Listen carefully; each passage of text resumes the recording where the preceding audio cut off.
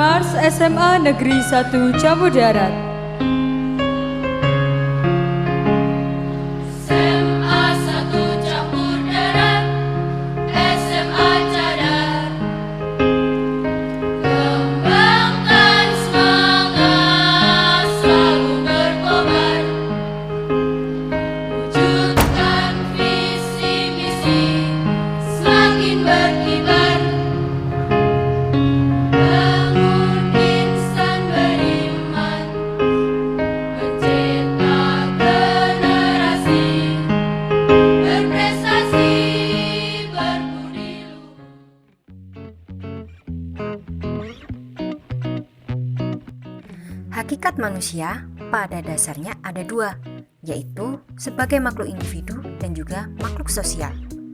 Manusia sebagai makhluk individu artinya tiap manusia berhak atas milik pribadinya sendiri dan bisa disesuaikan dengan lingkungan sekitar. Manusia sebagai individu adalah subjek yang berkaitan erat dengan lingkungan dan masyarakat melalui kepribadian mereka, jenis kelamin, serta status sosial. Sedangkan manusia sebagai makhluk sosial artinya manusia membutuhkan orang lain dan lingkungan sosialnya sebagai sarana untuk bersosialisasi. Bersosialisasi di sini berarti membutuhkan lingkungan sosial sebagai salah satu habitatnya. Maksudnya, tiap manusia saling membutuhkan satu sama lainnya untuk bersosialisasi dan berinteraksi. Sekarang, coba perhatikan beberapa gambar berikut. Kira-kira apa ya yang dilakukan oleh laki-laki tersebut? Ya, melakukan interaksi dengan rekan kerjanya. Kemudian, apa yang sedang dilakukan oleh Obama? Tepat, berkomunikasi melalui telepon. Apa yang dilakukan oleh orang tua terhadap anaknya?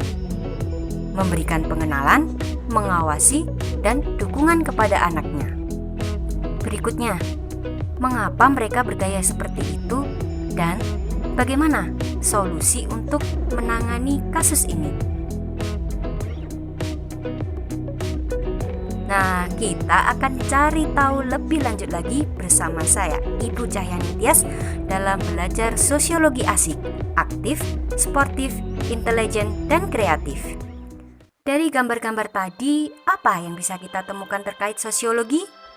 Benar, interaksi sosial, proses sosialisasi, dan penyimpangan sosial. Jadi, bisa kita simpulkan, sosiologi merupakan ilmu yang mempelajari hubungan atau interaksi sosial antar manusia, proses sosial, struktur sosial, dan perubahan sosial dalam masyarakat. Sosiologi sebagai ilmu pengetahuan tentu mempunyai ciri-ciri, di antaranya empiris, didasarkan pada hasil observasi sehingga tidak spekulatif. Yang kedua, teoritis, merupakan abstraksi dari hasil observasi.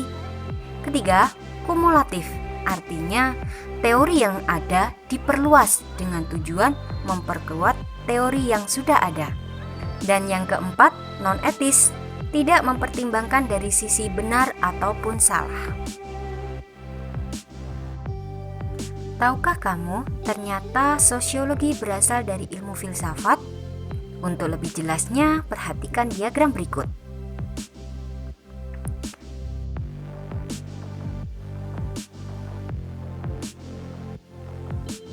Pada awal kemunculannya, sosiologi merupakan bagian dari ilmu filsafat yang membahas tentang masyarakat.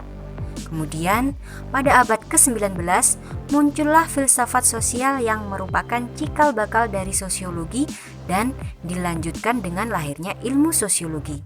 Memasuki abad ke-20, muncullah teori sosiologi mikro dan sosiologi modern. Siapa bapak sosiologi dan siapa yang pertama kali memperkenalkan sosiologi?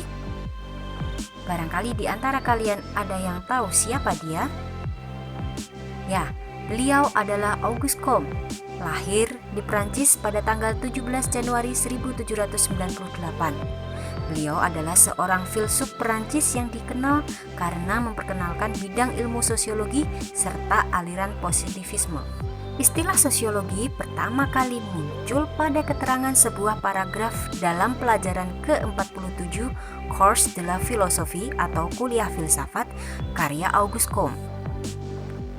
Ia berpandangan bahwa perubahan-perubahan yang terjadi akibat adanya peristiwa revolusi Prancis dan revolusi industri menimbulkan dampak negatif, yaitu terjadinya konflik antar kelas dalam masyarakat. Hal ini pula lah yang akhirnya menobatkan beliau sebagai Bapak Sosiologi.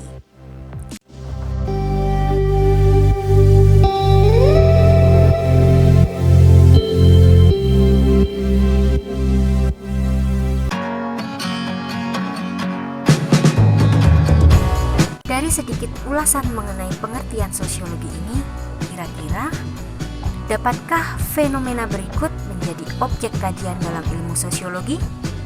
Selamat belajar, salam sosiologi asik, aktif, sportif, intelijen, dan kreatif. Terima kasih.